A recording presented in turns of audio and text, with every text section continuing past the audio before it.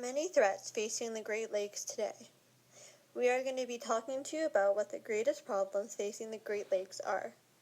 We will be discussing urbanization and development, invasive species, and sewage contamination.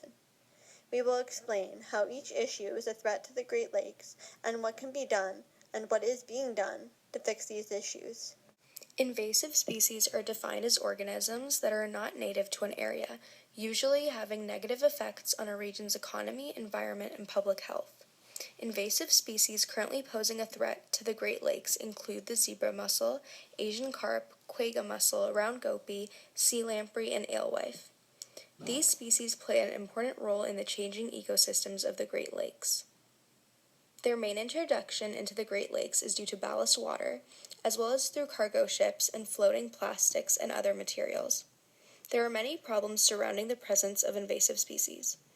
Not only do they reduce local food sources by outcompeting native species, but also contaminate lakes with new diseases as well as overpopulate marine habitats. In an effort to slow the contamination of the Great Lakes with invasive species, NOAA has committed to developing models and strategies to combat invasive species in a proactive and cost-effective manner. The U.S. Coast Guard has also began requiring ships to exchange their ballast water or seal their ballast tanks for the duration of their stay at each port. Sewage contamination is one of the biggest problems facing the Great Lakes today. Antiquated water systems spill at least 41 billion gallons of sewage into the lakes every year.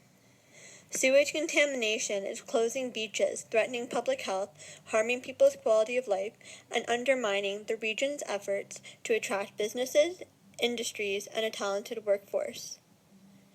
Adding to the problem is a massive infrastructure deficit and government infrastructure funding that is unpredictable and insufficient. Luckily, there have been solutions that have been proposed to halt sewage contamination. Increasingly, communities are restoring wetlands, building rain gardens, and installing permeable pavement to deal with stormwater before it overwhelms city infrastructure and causes sewage to enter local waterways.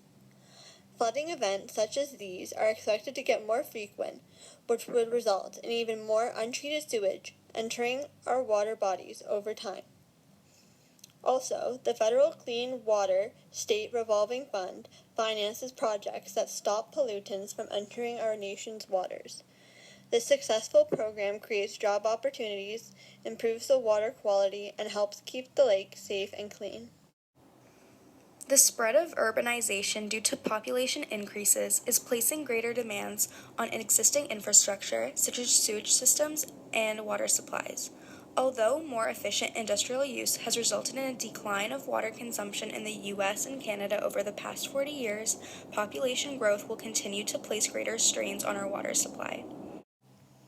The shorelines and wetlands surrounding the Great Lakes act as natural filters of pollutants as well as habitats for various wildlife. With an increase of urban development, shorelines and wetlands are being destroyed, eliminating habitats and acting as conduits for invasive species. A major concern involving shorelines and wetlands of the Great Lakes is something called artificial hardening. This is caused by pavement and urban development and involves alteration of the Great Lakes' natural cycles of deposition and erosion by man-made structures. Resulting in hard shorelines, this increases the amount of runoff and pollutants from sewers and waste systems into the lakes. In an effort to reduce the impact of urbanization on the Great Lakes, shorelines and wetlands need to be better protected, as well as reducing the amount of development near lakes. Urbanization, invasive species, and sewage contamination are all major problems facing the Great Lakes. Without intervention, these issues will destroy the Great Lakes. But there is still hope. With the help of people like you and I, who care about the Great Lakes, we will help to ensure that the Great Lakes stay healthy and flowing for years to come.